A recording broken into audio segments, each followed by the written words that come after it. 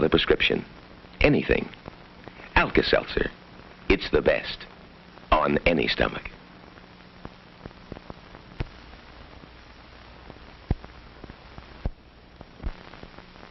When hay fever pollen invades your sinuses, brings runny nose, watery eyes, take Dristan. Dristan's like sending your sinuses to Arizona. Yes, Dristan's like sending your sinuses to Arizona.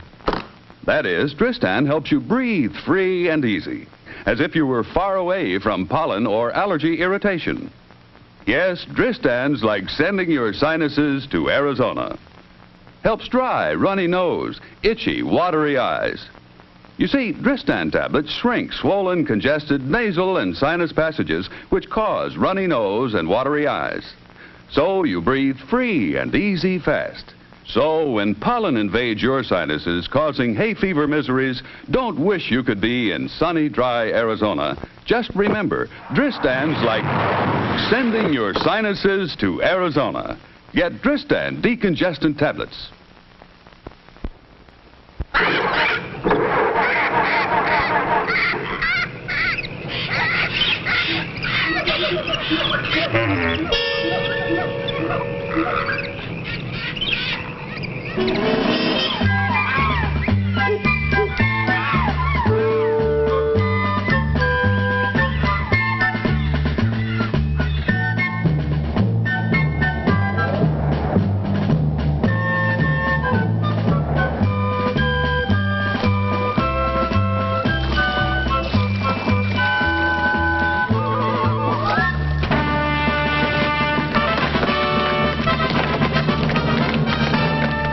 People think it's quite worthwhile to go just a little bit out of their way to get certified lead-free Amoco gasoline.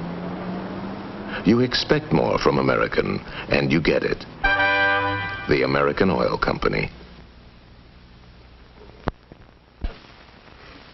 Oh, Peggy, look at your bridesmaid's hair. And if I shampoo with this, it'll wash the body out. Silly, don't wash out body.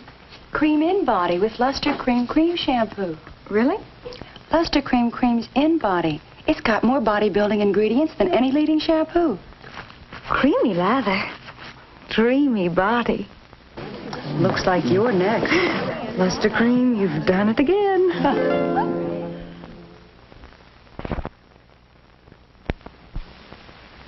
Oh, I can't go out tonight with your father with this hair.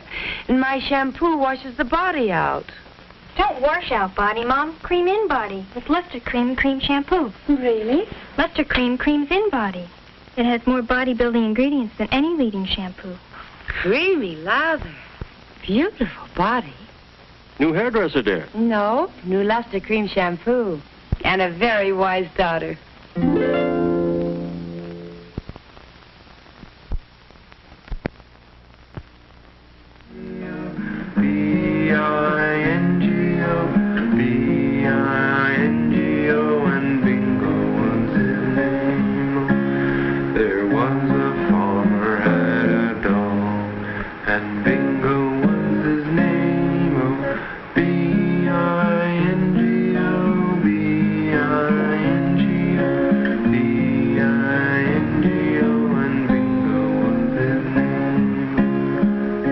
Kids are impressionable.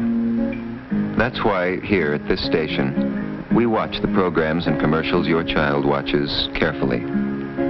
He may see bad guys, but not in the role of heroes. And he'll learn that crime doesn't pay. Because your child's welfare is our concern, too. That's part of our code. The code of the National Association of Broadcasters for television and the greater public interest.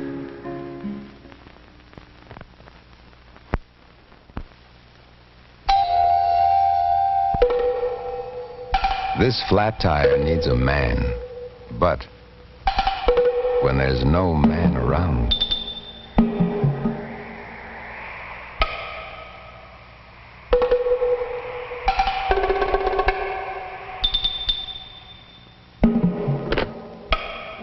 when there's no man around, Goodyear should be. Why? Watch this. New new Goodyear Double Eagle. Carries its own spare inside. Lifeguard safety spare. A tire in a tire. Keeps on going. Next time, give her a second chance.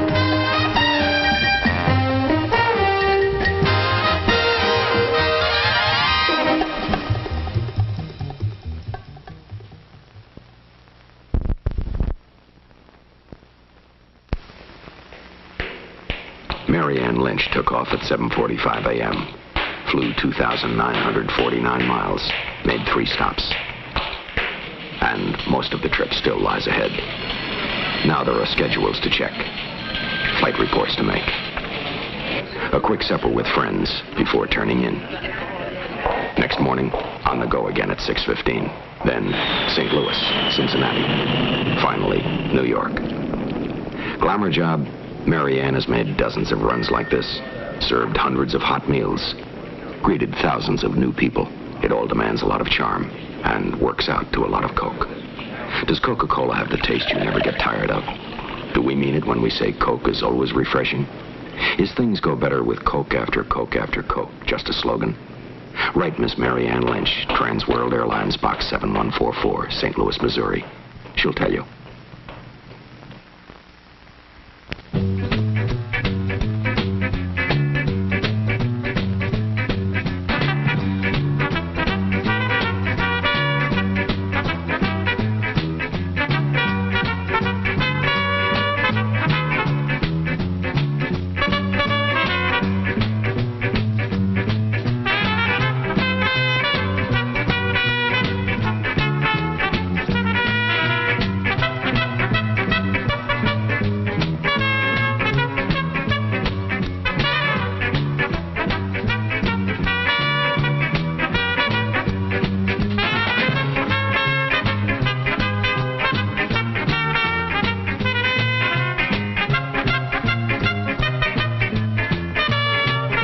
Coca-Cola has the taste you never get tired of. Always refreshing. That's why things go better with Coke after Coke after Coke.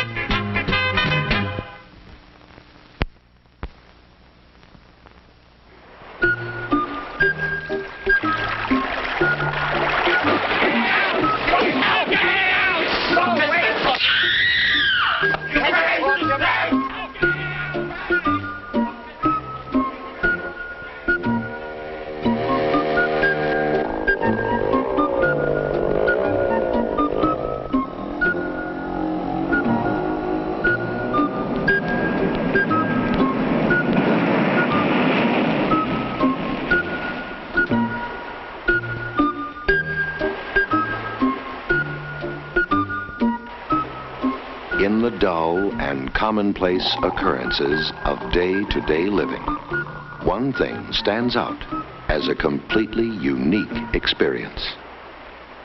Colt 45 malt liquor.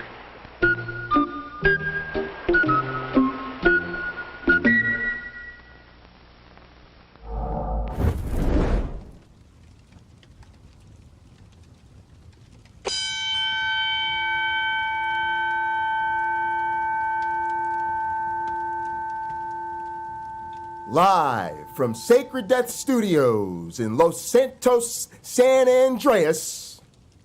Welcome everyone to Late Night Counter-Apologetics. And now, please welcome your host. He is the wise man of the Sacred Death Motorcycle Club. He is the sexiest man in all of word wrestling entertainment. He is the most entertaining man in the history of evolutionary biology. He is the virtual visionary, Mr. Dual PhD himself. Please give it up for the architect of the atheist apocalypse, the only man to have his vestments blessed by Pine Creek,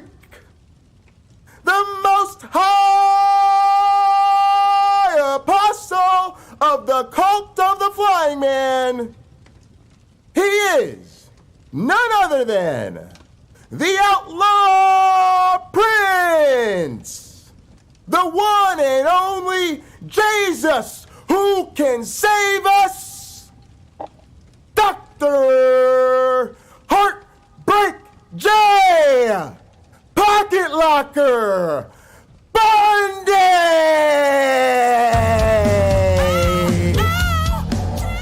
Think I'm cute, I know I'm sexy, I've got the look that drives the girls wild. I got the moves that really move them. I send chills up and down their spines. I'm just a sexy boy. Are y'all ready to go? We're doing late night Counter-Apologetics early. I am here for you. I'm just a sexy early rise. We can't even wait till late night. It's too important. We got some shit to get into. Let's go. I make them hot.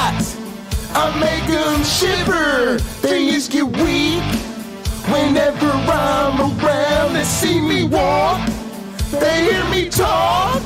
I make them feel like they're gonna play around. I'm just a sexy boy. I'm not your boy toy. I'm just a sexy boy. I'm not your boy toy. Let's go! Eat your heart out, girls. Hands off the merchandise.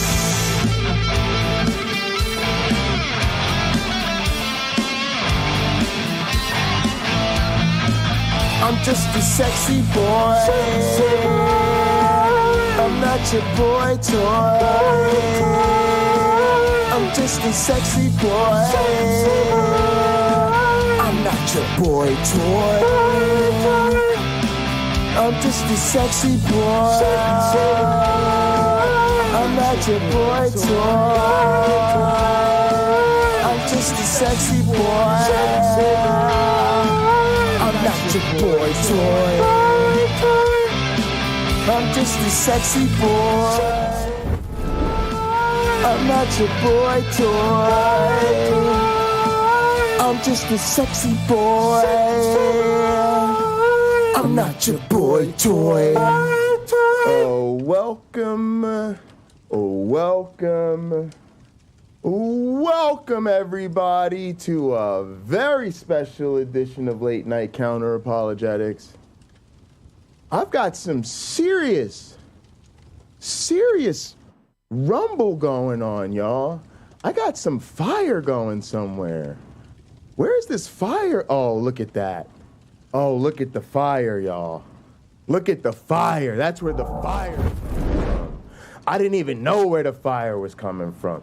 The fire is coming from, that's right, folks, our motherfucking compound, the motherfucking gather town. I'm sitting outside the fire, camped out, waiting for my cult to fucking join me. I am chilling in the AR Campfire right now. Just chilling on a log, nice little birdie here, nice little stool, you know? Right outside, AR's probably in his tent sleeping. AR! AR! Wake the fuck up! It's 5:15 Eastern in the PM.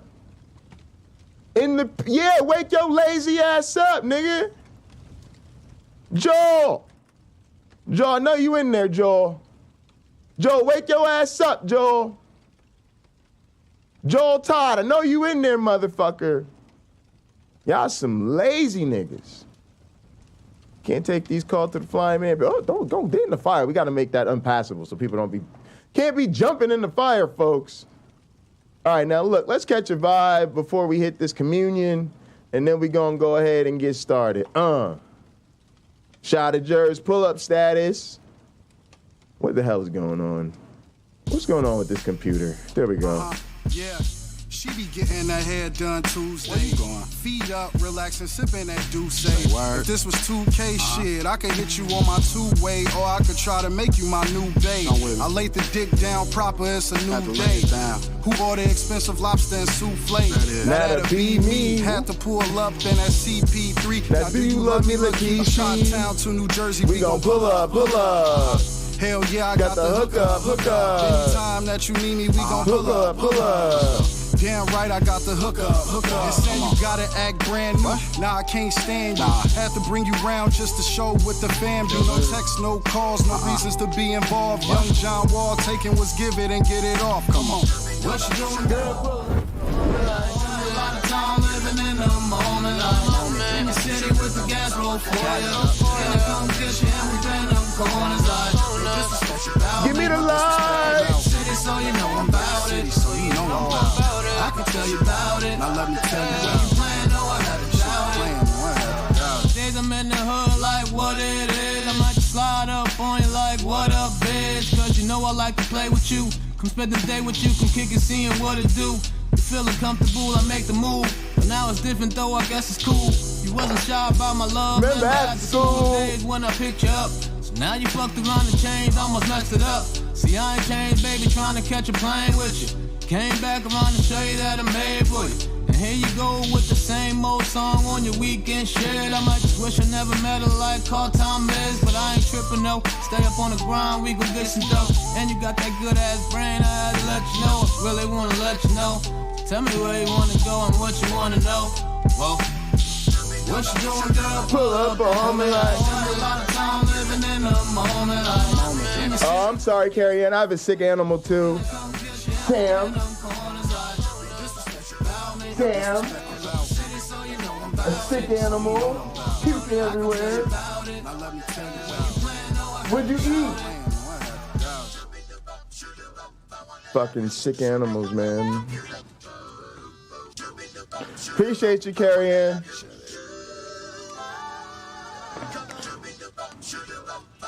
East Coast shit. Y'all know how we do in the bricks. Bring that shit back. What you doing, girl? Pull up on me. I spend a lot of time living in the moment.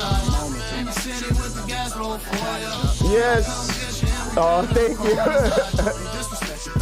No disrespect about me. City, so you know I'm about it. So you know I'm about it. I can tell you about it. Now let me tell you what you plan. No, I have to shout it. No, I have to doubt it.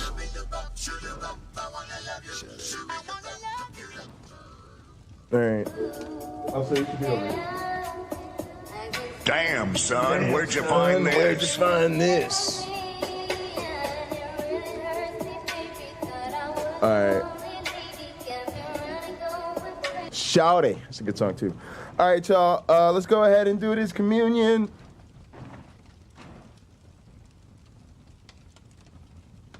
This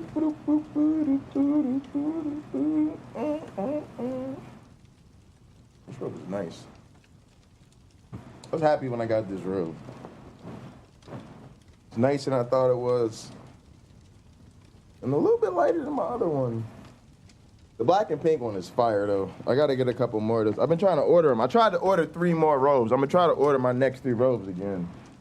Hopefully they actually come this time. I had to fucking order cancel twice on me. Y'all, if it was up to me, I'd have 5 fucking robes by now. And fucking up my robe collection. All right, y'all. Y'all know the drill. Y'all know how it goes.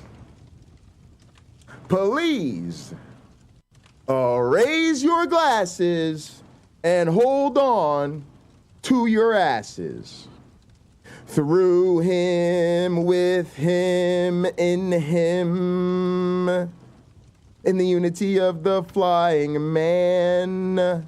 All glory and honor is yours who flied for our sins forever and ever. You may drink. God damn it, choir.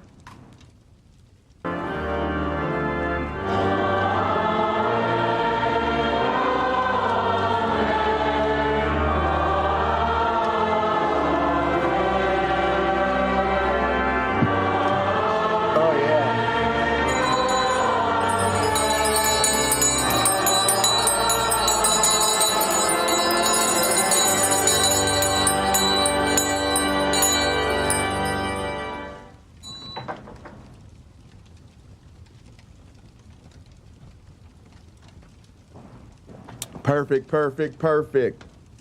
And for our communion song, y'all, we got to keep it in the groove. We got to do what we do. Y'all already know we do. It's called the MJ Interlude, and you can get it at It's airplanemode.com. It's an aesthetic. Ready for takeoff? Question of the day, y'all. It's a big one.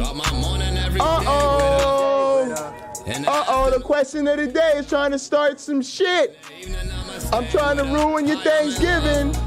I'm trying to fuck up your Christmas.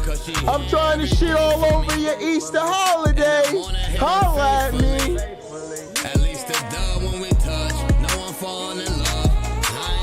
Uh-oh, y'all. Tell the truth. Tell the truth. It might be time to talk to your family. The question of the day is gonna start some shit. I'm trying to start some shit around the family table. Take some time out my day for you. I even took her on a plane, but she ain't even a drug. Some say I'm tripping, but they ain't even in love. In the morning I might lay with you. In the afternoon I play with you. But I know I'm never tripping. The signs say I'm in love. Mary Jane is different, cause she ain't even a drug. She be there every day for me. She my sweet Mary Jane shorty. I even took her on a plane, but never enough. Some say I'm tripping. She got the ice and the one-hit wonder. She be there to take the pain from me. The homie said that I'm tripping, but all they do is get drunk. Smoking on the wax, they thinking I'm off the drugs. I go all out the way for you. In the morning I might lay with you. In the afternoon I stay, cause she know that I'm in love. I ain't even tripping, cause she the one I could trust. She go running every day with me. Take the kids out the Carrie Ann said it ain't shit, Jay. They say I'm tripping, I ain't slipping, cause Carrie Ann said it ain't shit, Jay. I do that shit all the time. Fuck them. Fuck them. Fuck them. I'll make any conversation awkward. I'm telling family, y'all, if y'all gonna talk about God, we gonna talk about God. Take some time out my day for you. I even took her on a plane, but never enough. Cam said he would if he thought it would be better for them, but for now, I keep my mouth shut. Now, Cameron, I ain't gonna lie to you, Cameron. I kind of think you full of shit. Yeah, I said it. I kind of think you full of shit. Why I say that, though? I said that because I love you. And I know you shy as a bitch. So I think you really just shy. And you making excuses. You really blaming your shyness on your family. So you're gonna have to say a little more, Cameron. Convince me what you talking about, Cameron. What you talking about if it was better for them? Why wouldn't it be better for them, Cameron? You trying to get them fuck out of religion and you know the shit ain't true. So what you talking about if it would be better for them? Of course it would be better for them. What you mean, Cameron? Cameron, you got the kind of fucked up people in your family that's better off Christians? I ain't gonna fuck with y'all. Y'all know we got some people in our family that need to be Christians, right? They be alcoholics, drug addicts, cheaters, rapists, murderers. They tell us all the time. Well, I don't understand. What do you mean you don't believe in God? Well, why aren't you out there raping and stealing and whoring? Why don't you just rob the bank? Why the fuck would you go to work as an atheist? Why would you fucking go to work for an honest day's pay when you could just take a fucking gun, walk into the fucking bank, rob the fucking place, and walk out with $18 million? Why the fuck would you work as an atheist? I don't understand. You have no objective basis for morality, right? You got them kind of people in your family, Cameron? You be like, yeah, you're better off a Christian. Yeah, you know what? I know I normally be telling people to leave Christianity, but for you, my guy, I'm gonna make an exception. You stay in Christianity. Yeah. Jesus is good for you. Jesus is real good for you. Yeah. I know it's a lot of people like that. You know what I'm saying? Yeah. Them niggas need to stay in Christianity. But seriously though, how's it not better for them? So look, this is the thing. Caterpillar, what do you think, Caterpillar? Should motherfuckers just be like, look, all right. Because look, here's how I think it goes. Here's how I think it should go. what happens is you go home for the holidays and shit, you there with your family and whatnot, the blase and the fucking flavonoids, and you get ready to sit down and you ready to eat your fucking turkey and your mac and cheese with some fucking collard greens and some cornbread and shit. You ready to just get to it, right? And these motherfuckers gonna do what? Well, can we all hold hands and bless the table? Well, speaking of bless the table, right? That's what I'm on, y'all. That's what I'm thinking about. When they do that, you come with the, well, speaking of bless the table, right? You know what I mean? And then you put it to them like this. Look, here's the real talk, man. This is sitting on some bullshit. You know what I mean? Like, you can't really bless the table. You can't really bless the table. Yeah, it ain't really... Yeah. You know what I'm saying? That's where I'm at with it, y'all. You gonna have to interrupt the ritual. Because that's what they're doing, right? They're gonna passively bring you into the shit, hold hands to pray with everybody before the food, and your dumb atheist ass is gonna do what? You gonna sit there like this. Yes. And then what? They're gonna be like, amen. And then what your dumb ass gonna do? You gonna be like, what? Amen. Right. Like, come on, y'all. It's time to tell these grown-ass people. It's time to tell these grown-ass people, stop playing. Stop playing with us. And here's the thing now. You got to use your life experience, y'all. We some atheists out here, man. And we out here on the internet. So here's the thing now. I'm about to blow y'all mind with this. When are you gonna get to have a family for you? Right? When is our family gonna ever be there for us? Right? And that's now our lives. Every single day we're in this space where it's like religion versus atheism, and y'all know the whole blase and flavonoids. And it's like, at what point does that mean, hey, look, I don't have to just like go subject myself to being with religious people on the holidays. Religious people are attacking me every day. Religious people are harassing me. Religious people are telling me I have no objective basis for morality and I don't deserve to be alive and all this other shit. So, yeah, I don't really want to come home and sit around the table and pray over the holidays. And then I think my thing is off here.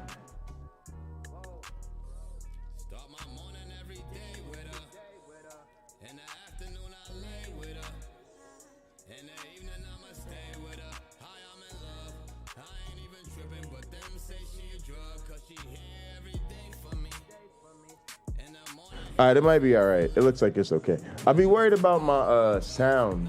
I don't know. It looks like it's okay. I'm not too worried about it.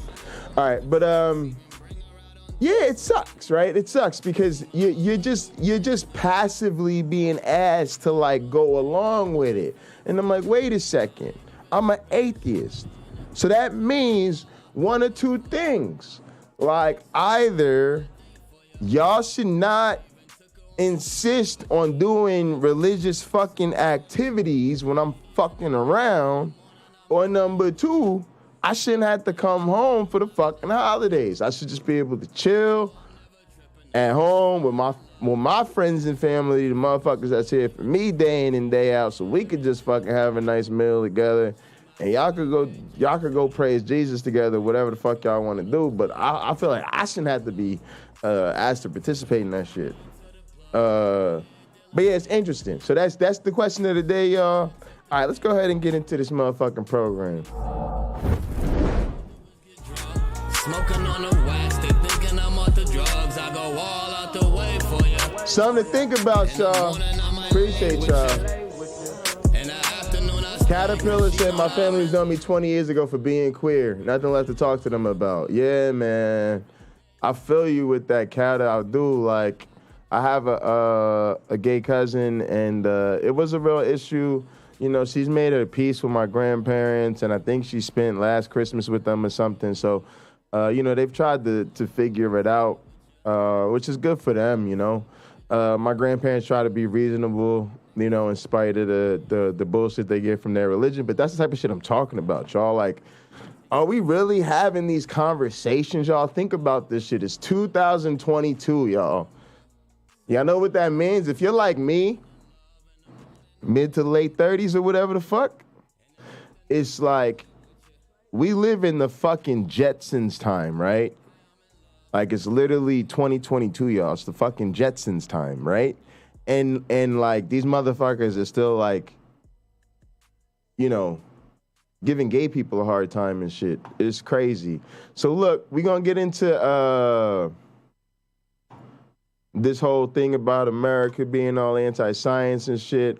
But first, I'm gonna share this little clip with y'all that I caught today from Neil deGrasse Tyson, who's featured in this thing that we're gonna be watching. So these are people who are apparently require data to support their faith.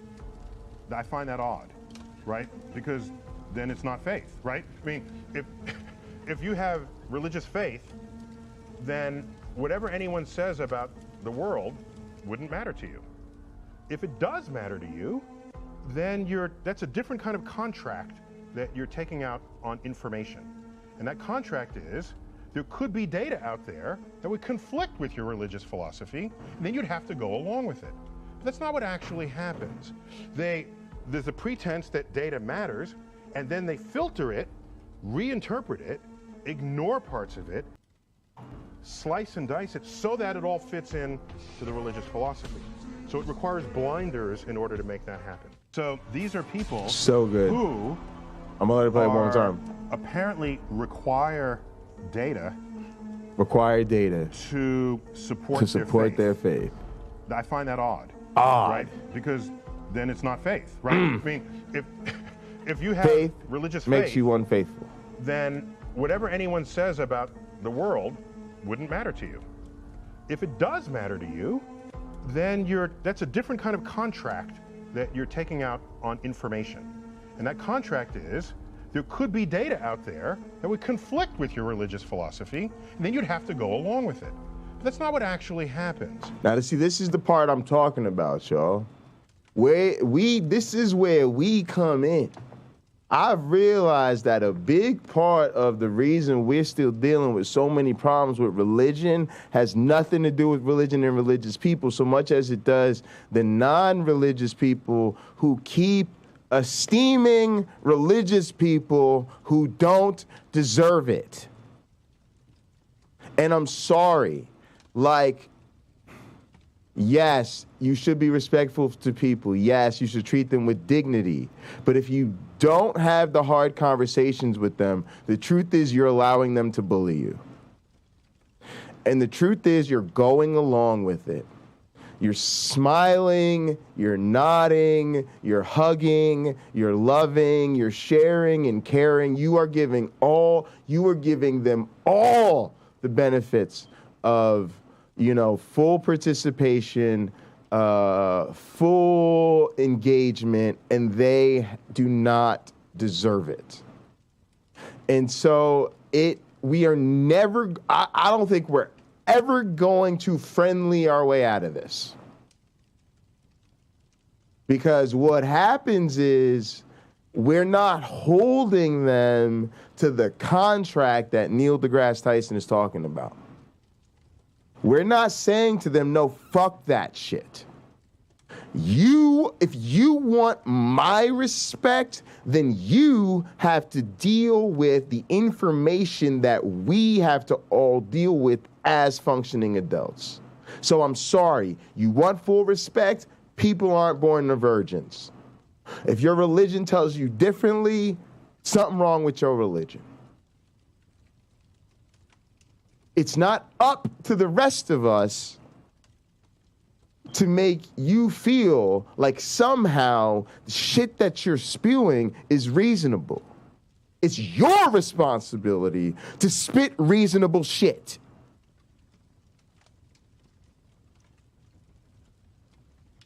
It's not my responsibility to bow my head respectfully and say amen as you pray for a fictional character to fucking bless your food. It's your responsibility to make sure you don't fucking undercook my chicken so I don't get food poisoning. And then I will thank the people who prepared the fucking meal for me.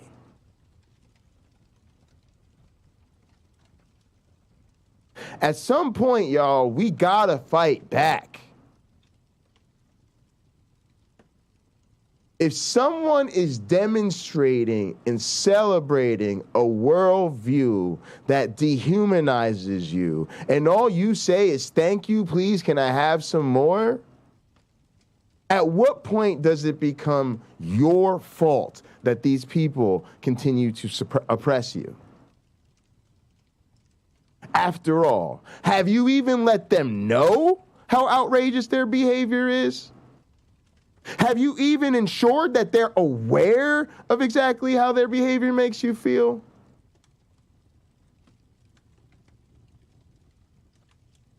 Got some uncomfortable questions for people today. There's a pretense that data matters, and then they that data matters. Reinterpret it, ignore parts of it, slice and dice it so that it all fits in to the religious philosophy. So it requires blinders in order to make that happen. So these are people Cool. Here we go. My 20s, I would gather my bar dads, all the divorcees and pop-ups who lived above the bar. We cooking, dads, crowded kitchen, eat, and watch the game. Yeah, that's dope. But don't pretend to pray. Yeah. That's great. That's cool, Cameron. Yeah, I appreciate that. Appreciate y'all letting me know. That's what's up. Everybody has their approach, right?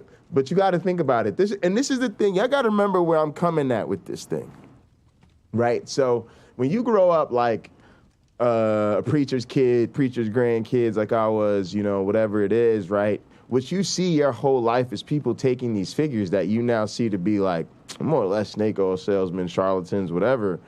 And it's like they are treated literally like they are just head and shoulders above everybody else. Like, not only are they,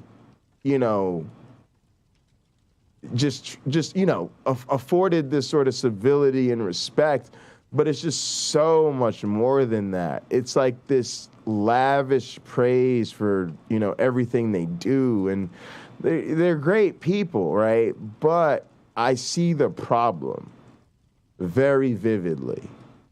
And it's the esteeming. They put these people on the pedestal. They tell them they're in first place. They're the best. They're the righteous. They're the ones who truly deserve to go to heaven, right? And then that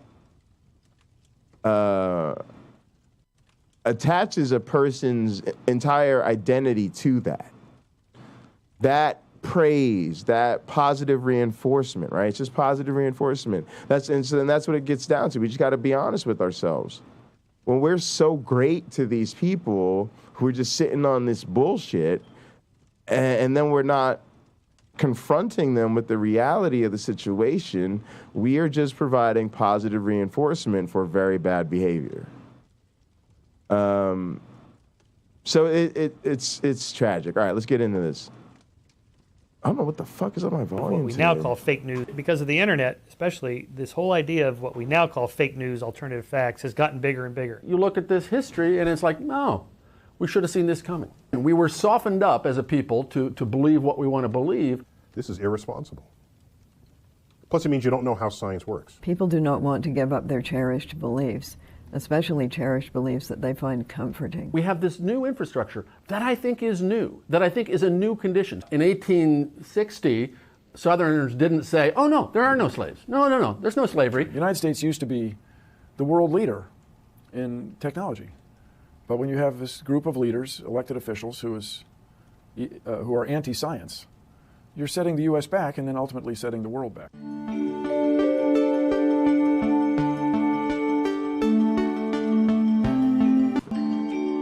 Americans have always... All right, it's will America's disregard for science be the end of its reign?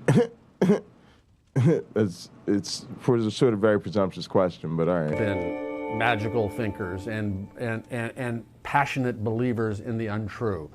We were started by the Puritans in New England, who wanted to create and did create a Christian utopia and theocracy as they waited for the imminent second coming of Christ and the end of days.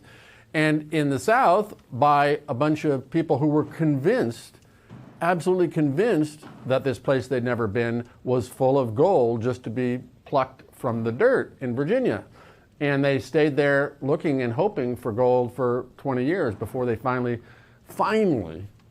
faced the facts and the evidence and decided that they weren't going to get rich overnight there. So that was the beginning. And then we've had centuries of buyer beware charlatanism to an extreme degree, and medical quackery to an extreme degree, and increasingly welcome. exotic, extravagant, implausible religions over and over again, from Mormonism to Christian Science to Scientology in the last century. And we've had this anti-establishment, I'm not going to trust the experts, I'm not going to trust the elite, from our character from the beginning.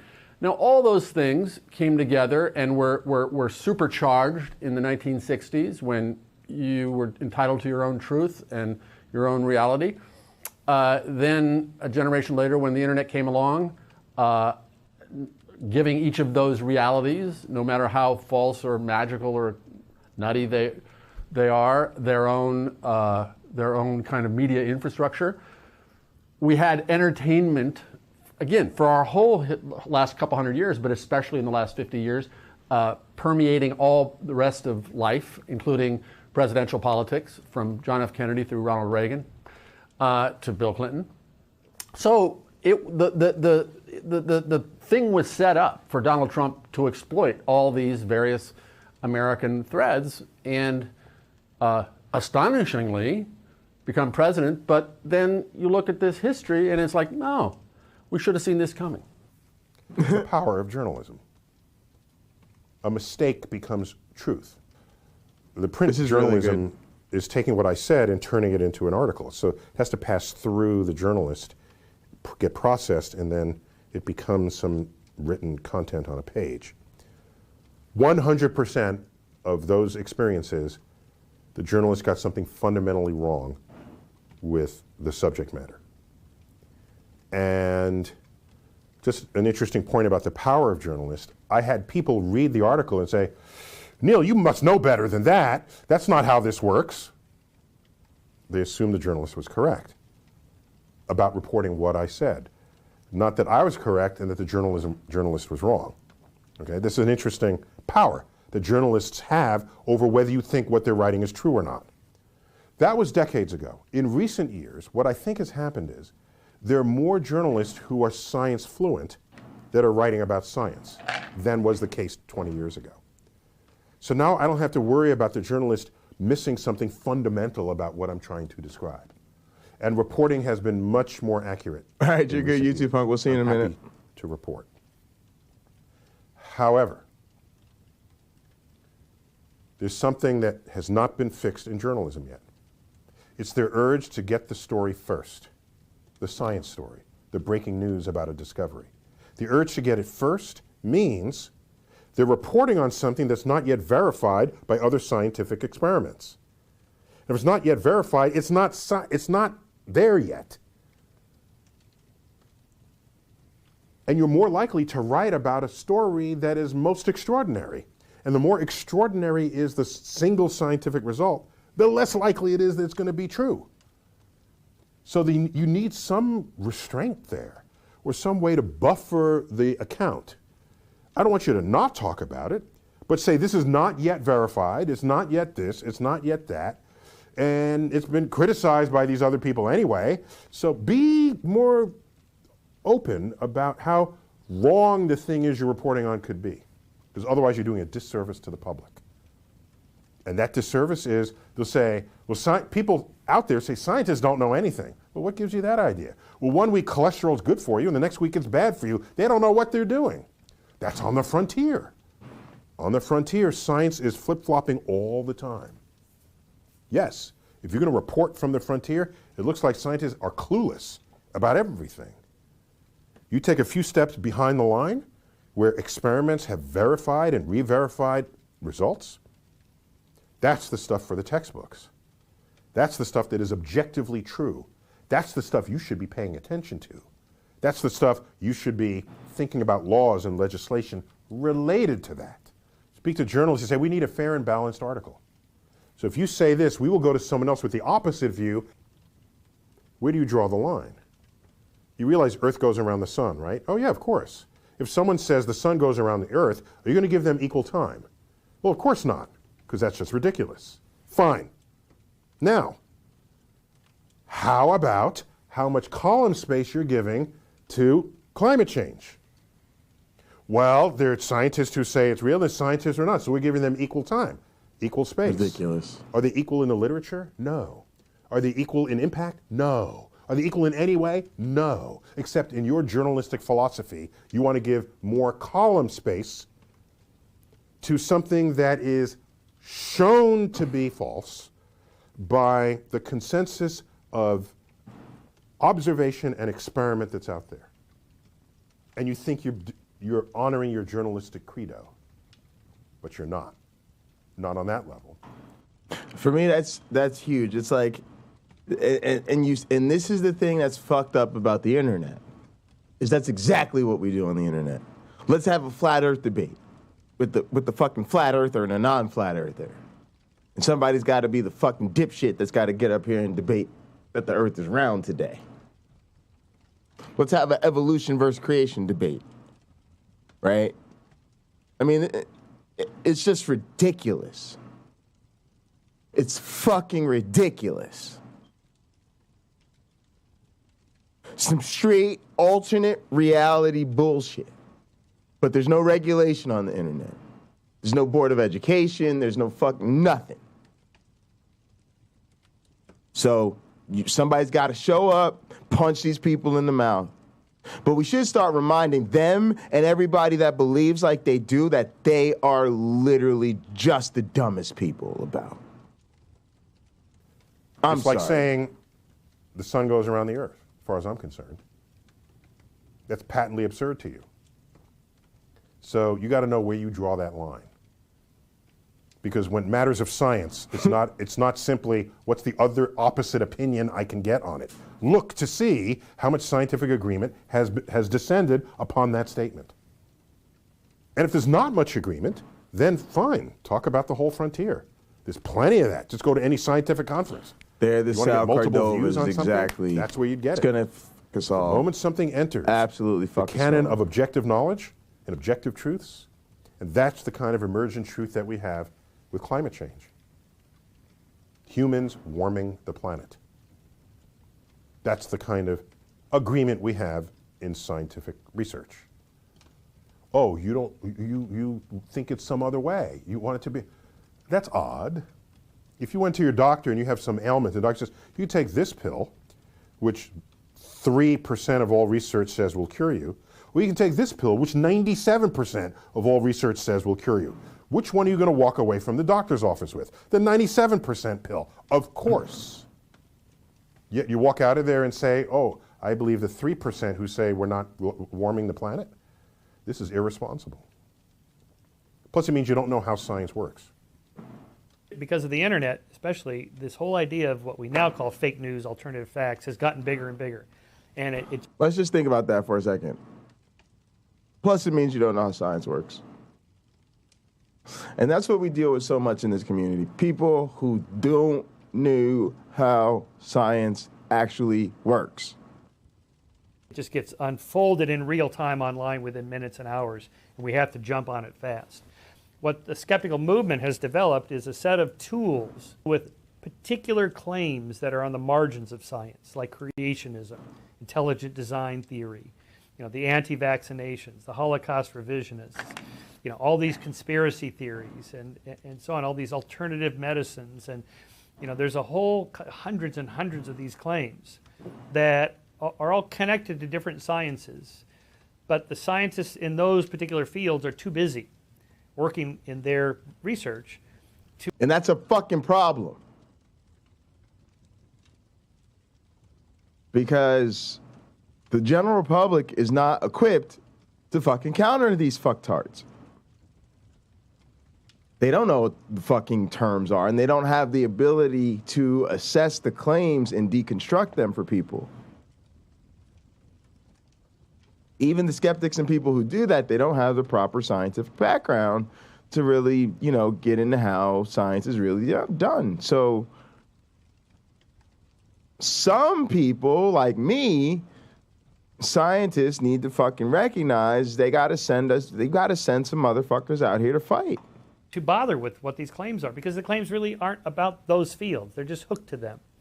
They're about something else. Exactly. Because, like back in the 80s, when I first saw some professional scientists debate Duane Gish, the young Earth creationist, They have they did volunteers not and fare laugh. well. Like our politicians, And I saw some exactly. Holocaust historians debating or confronting Holocaust so-called revisionists or deniers. They did not fare Great well. observation, Karen. Because they didn't know the special arguments that are being made by these fringe people that have nothing to do with the science, really. They have an agenda, and they're using these little tweak questions to get at it, the mainstream, and try to debunk it for their own ideological reasons. So, for example, like Holocaust revisionists, they make this big deal about why the door on the gas chamber at Mauthausen doesn't lock. I mean, if it doesn't lock, how are you gassing people if you can't lock the door? You know, so they must not have gassed people in there. So if they didn't gas people at Mauthausen, they probably didn't gas people at any of the death camps. And if they didn't gas people at any of the death camps, then they must not have been a Holocaust. Oh, what? Wait a minute, what? Yeah, all from this door that doesn't lock? Well, I eventually went and found out that that wasn't the original door. That took me a couple of years. But that's a kind of specialty thing that skeptics do, that mainstream scientists, scholars, historians don't have time to do. The idea of America from the beginning. That's why we're so lucky to have the Kip Davises, the Josh Bowens, and you know, even the Bart Ehrmans and Richard Carriers, the people that we do have in this community that you know, take their scholarship and bring it to people via, again, what I'm thinking is the most powerful educational institution in the world, that's on YouTube. Beginning was that you could come here, reinvent yourself, be anybody you want, live any way you wanted, believe anything you wanted.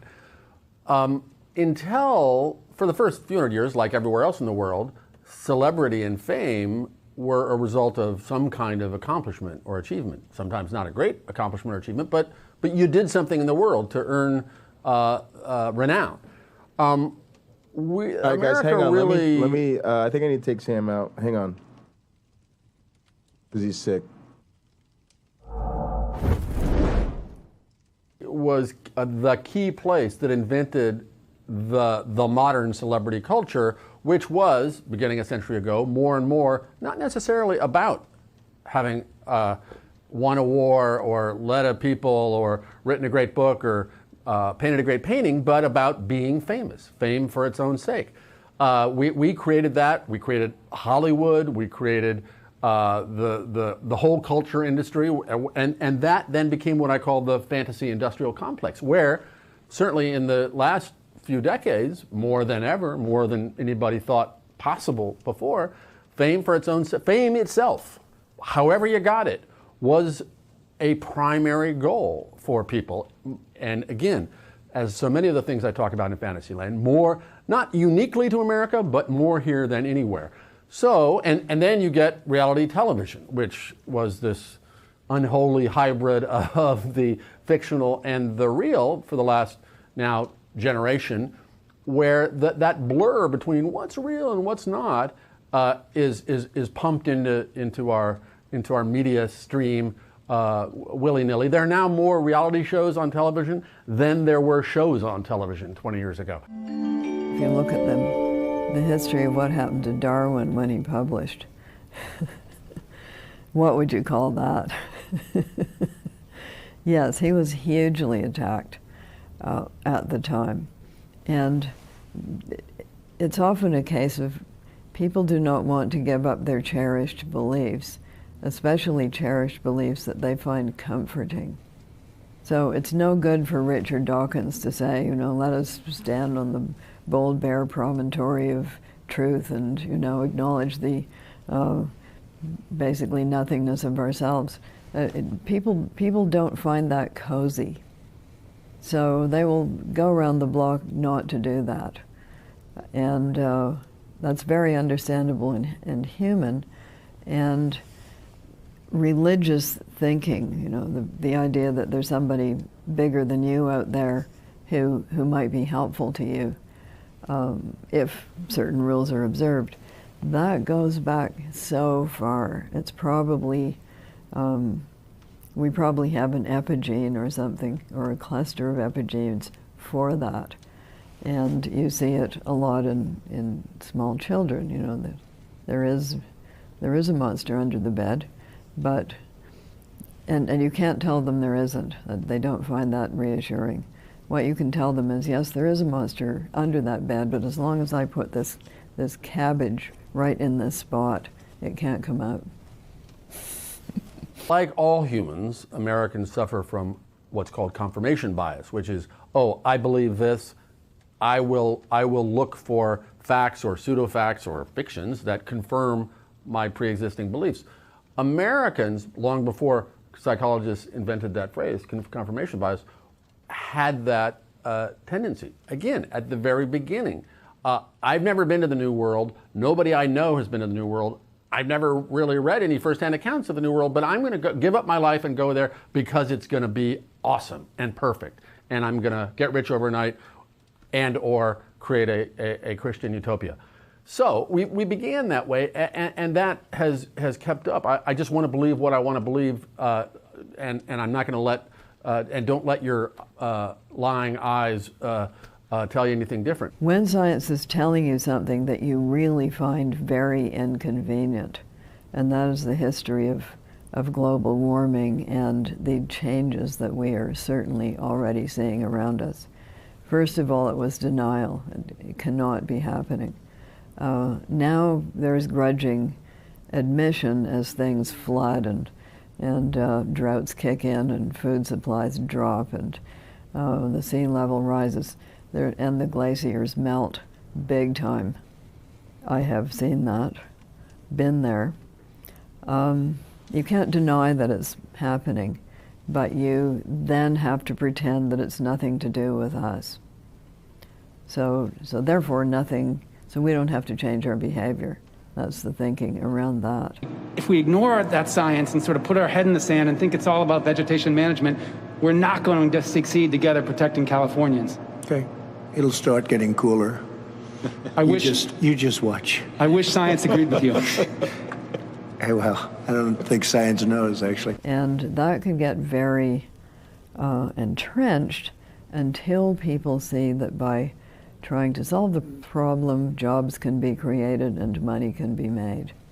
And that will be the real tipping point in public consciousness in this country. Other countries are already there. Believing whatever nutty thing you want to believe, or pretending you are whatever you are, or having even kooky conspiracy theories, or speaking in tongues, whatever it is, fine, as long if it's private. The problem is when that, as it has in the last couple of decades especially, leached into the public sphere and the policy sphere, and like, nah, there's no global warming. We don't have to worry about the seas rising, or nah, scientists say that vaccines are safe, but I think they cause autism, so I'm not going to vaccinate my children, and so on, and so on, and so on. That's when the rubber hits the road, will hit the road, and people will start saying, wait a minute. Not until then, not until there's a consequence, and not until there's a price to pay. By having a population of people who don't really understand germs and how serious they are, the germ gets spread really readily. There's a faction of our leaders, elected officials, who continually cuts the budget for the Centers for Disease Control, which to me reflects an ignorance of how serious germs can be. In my opinion, we should be supporting that research full bore. But at the same time, don't curtail research in other germs, which is going on at the Centers for Disease Control, for example, all the time. That's not where you save your money, Congress. But if you don't believe in the seriousness of it, and you have a mistrust of scientists, if you have a mistrust of engineers, you're not going to help us out with that, are you? So it's a very serious concern of mine. The United States used to be the world leader in technology. But when you have this group of leaders, elected officials, who are anti-science, you're setting the U.S. back and then ultimately setting the world back. Let's address the college campus issue these days. Okay, I really think this goes back to the 1980s. I noticed it first when I was in graduate school, the second time when I got a PhD in the history of science. My first round was in the 70s in experimental psychology graduate school, and I didn't notice any of this campus stuff.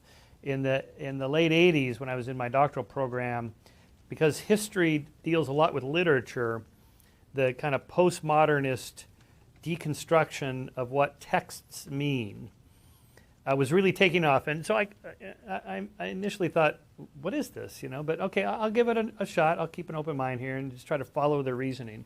And I could kind of see where they were going. Okay, so what is the true meaning of Jane Austen's novel here, or Shakespeare's play there, or this novelist or that author? And I can see that there may not be one meaning. Maybe the author meant it as kind of a provoking you to think about certain deep issues, and you have to find your own meaning in the text. Okay, I can understand that. But then it kind of started to spill over into history, because this is what I was studying the history of science, and I kind of like to think of science as progressing towards some better understanding of reality that I believe is really there. And it's not that science is perfect and we're going to get to a perfect understanding of reality. I know that's not going to happen. But it's not the same as literature. It's not the same as art and music. It's different than that. If Darwin hadn't discovered evolution, somebody else would have. In fact, somebody did. Alfred Russel Wallace discovered natural selection as the mechanism of evolution. And if Newton hadn't discovered the calculus, somebody else would have. Well, they did, Leibniz. And so on. These are things that are out there to be discovered. And I see that differently than art and music and literature, which is constructing ideas out of your mind. And so I don't think that the postmodern kind of deconstruction of the text applies completely to history. And you can see immediately why it fails, because this is what led to, in the 90s, the whole Holocaust denial movement, so-called revisionists. They call themselves revisionists, and their argument was all history is texts. It's just written by the winners, and the winners write themselves as the good guys, and the losers are the bad guys. And this is all unfair. And look, maybe the winners here have unfairly critiqued Hitler and the Nazis and so on. Yeah, but what about that Holocaust thing? It looks pretty bad. Yeah, well, maybe it didn't happen the way we have been led to believe it happened, because, again, the history of the Holocaust was written by the winners. Okay, you can see immediately why this kind of textual analysis can cascade into complete moral relativism and insane ideas like Holocaust denial. That's when I thought, okay, this is wrong. This has gone too far. And in the mid-90s, after the Skeptics, we founded the Skeptic magazine in 92, this is one of the earliest things we started going after, because it was around 95 or so that the so-called science wars took off.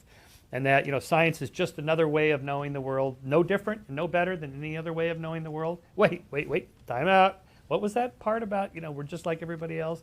Science has its flaws, but it's not just like art or music. It's different. So then by the 2000s, I think this really trickled down into all the social sciences, anthropology, biology, evolutionary biology, and just attack, to the point where any particular viewpoint that an oppressed minority finds offensive, or anybody finds offensive, can be considered a kind of hate speech or a kind of violence. You can sort of see the reasoning from back the 1980s all the way through to today. You can see how they get there. But we should have drawn that line and stopped it. Well, a bunch of us tried to stop it back in the 90s, and, well, it had a momentum of its own.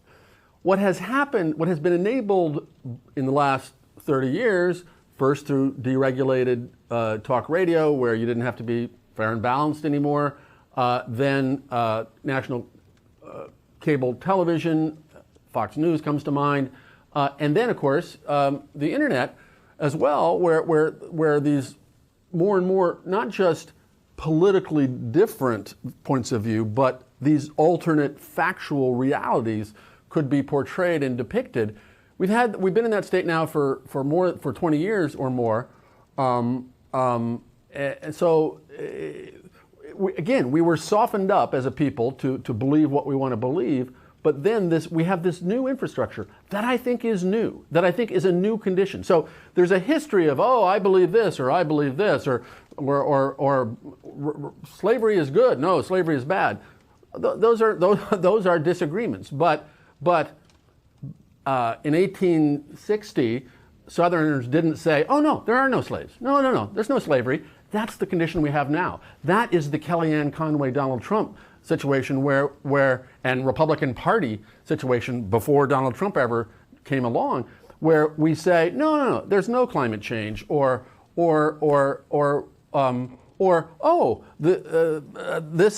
this factual truth is not true. That's the new thing. And this new media infrastructure is a new condition. Now, it may not be the end of things as a result, but we don't know yet. We're only 20 years into it, and maybe we'll learn new protocols of what to believe and what not, and we'll grow up and be able to learn accommodate ourselves to this new media situation. But I'm worried that we won't, and I'm worried that a significant fraction of us, for now mostly on the right, but there's no reason it should be limited to the right, will be in their bubble and their silo and with their own reality and not be able to be retrieved into the reality-based world. Get smarter faster with new videos daily at 5 a.m. Eastern.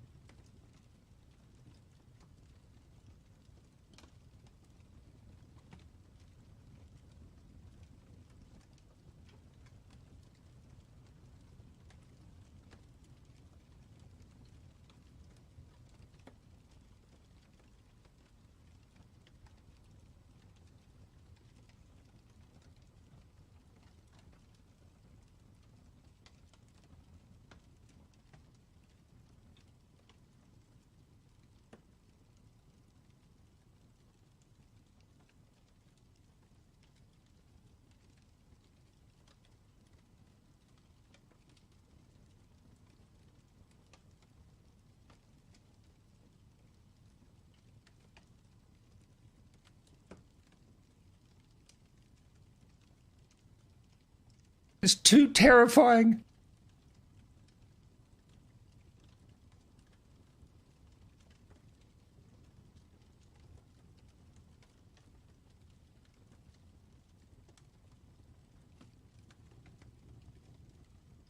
Overwhelming sense of impending doom.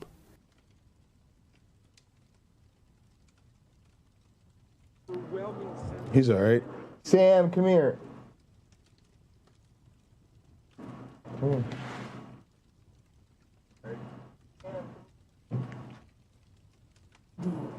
Over there, monkey. I was watching the stream on my phone. All right.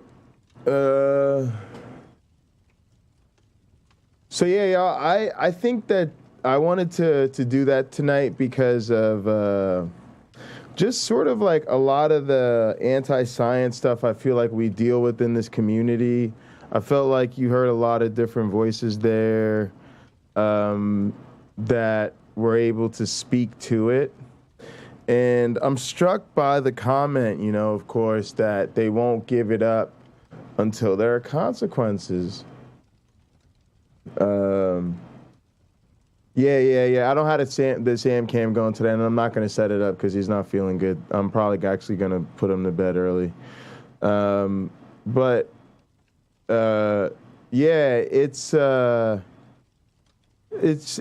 It's really kind of a thing that I take very seriously. It's why I don't have a lot of optimism about what we do in our community. Because ultimately, I think we don't do enough to make those consequences, and so I think I'm just gonna stay on message, like I've been saying, y'all. We gotta make it hard to sit in the pews, and so it's like I said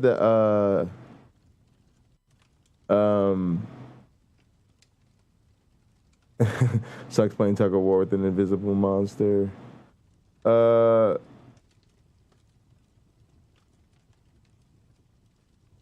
Is there a way to depoliticize science? Is that even possible? I mean, the problem is that it's not political enough, if you ask me. And yeah, I just think that, like, I guess I was looking for my quote, or the comment I made. Yeah, there has to be a price to pay. I sort of, in some sense, that's what I think at some level happened with Rebecca, right? That's the part that I think we need to take some pride in and really appreciate, is that constant kind of confrontation and letting a person know that they're sitting on some bullshit can impact somebody, because of the fact that it's making there be a price to pay. They're not able to just do this shit without any pushback. So, I think it's actually a step in the right direction. So yeah, that's that. I don't want to do too much else with that, because it's like 6 o'clock. I just want to have some fun, and game, and make it a relaxing day, and work on some stuff around the good old compound. So we'll probably go ahead and get into that. What's up, Melody? Yeah, there's going to be consequences. She welcomed pushback, would even ask for it at times. It was weird. Nah, man, I think, look, Jesus gives people an inflated sense of confidence, man. They really do believe that, they've got God on their side. So, yeah. I think she talked a lot of shit, y'all. That's all it is. That's all it is, man. These are people. She just talked a lot of shit. She couldn't back it up. God didn't have her back, right? Of course. Of course. And eventually, she just got exposed. Just exposed. So yeah, it's all love, man. Hey, man! This makes sense, man.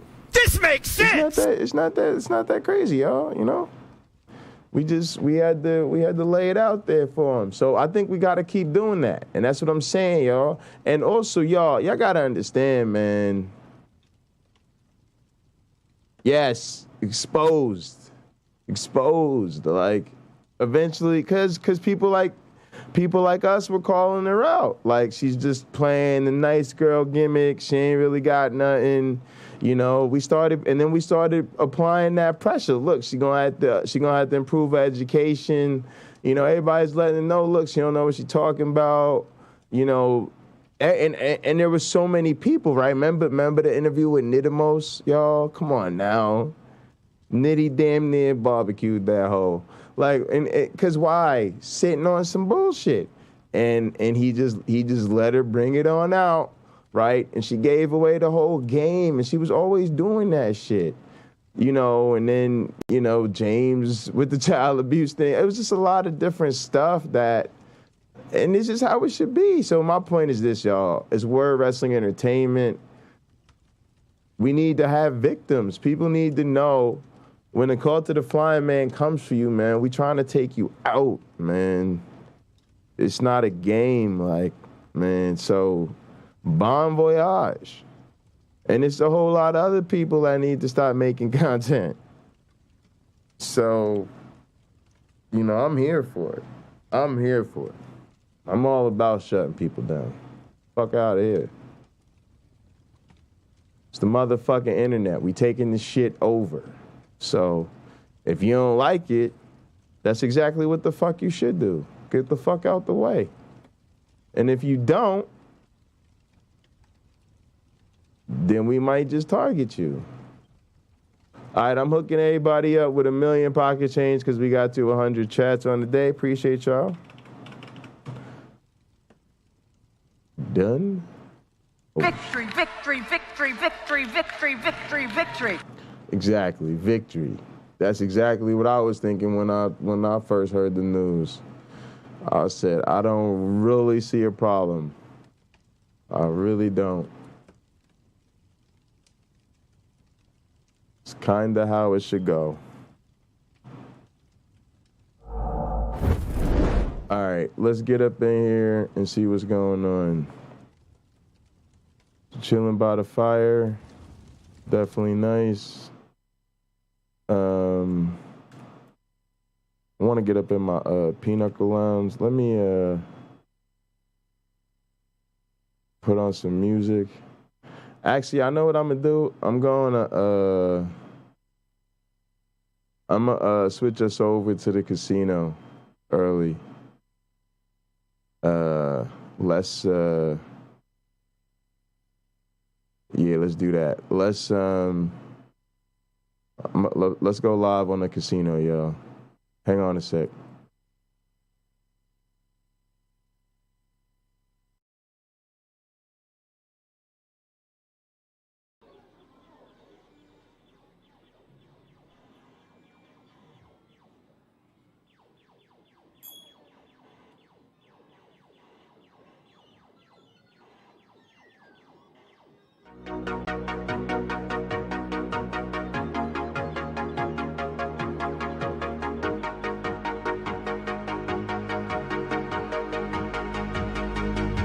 She got that sweet juice, Minute Maid, summer vibe, that lemonade. Take a sip, blowing purple clouds, taste like lemon haze. Conversations back and forth like damn, we could go on for days. Looking back at it like damn, she bad when she walk away. Here we go, been down this road, they already know.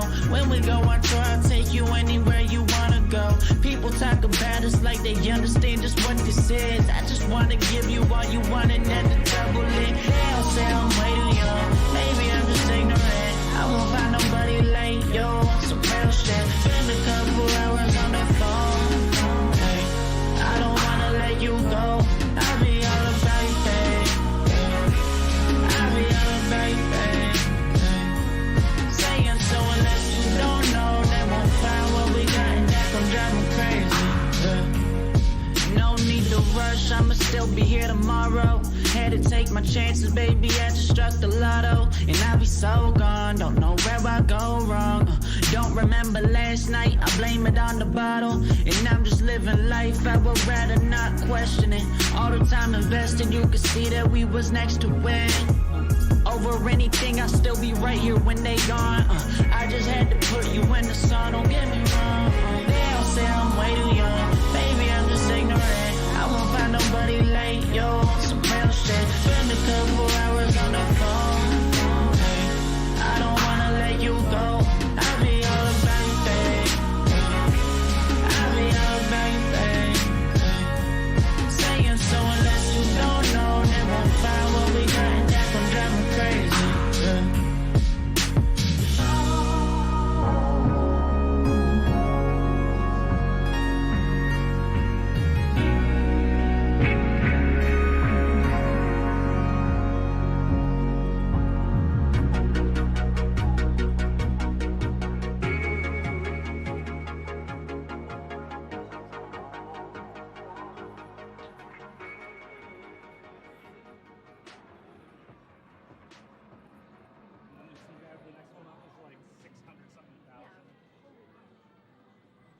All right, everybody, what up?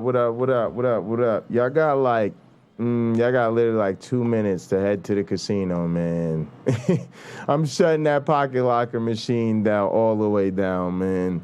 I don't even want to have to think about it or keep it going. So yeah, everybody head over to the casino. I'm gonna give everybody 10 million tickets, plus $1 million for everybody that's at the casino in 2 minutes. And then I'm going to shut down the Pocket Locker 86th stream. Matter of fact, let me go ahead and set an actual timer.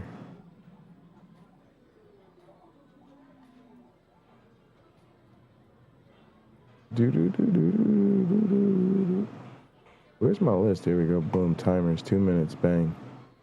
All right, so that's going. Let's get some tunes going. Y'all already know I'm in the mood for Bob Marley tonight. I ain't even gonna lie. Satisfy my soul. Satisfy my soul. Satisfy my soul. Or, ooh. Hang on.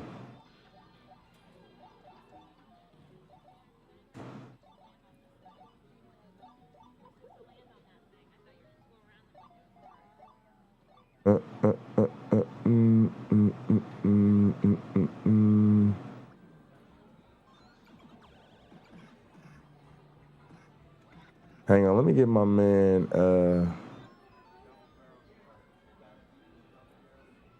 let's do something fun real quick.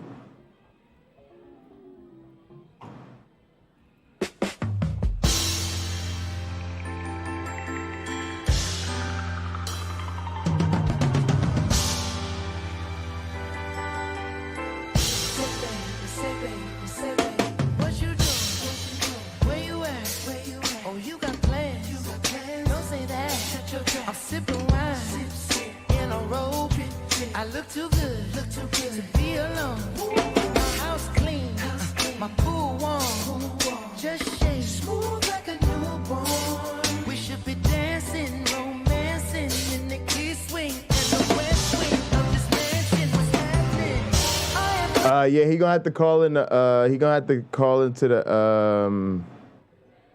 the Gather Town.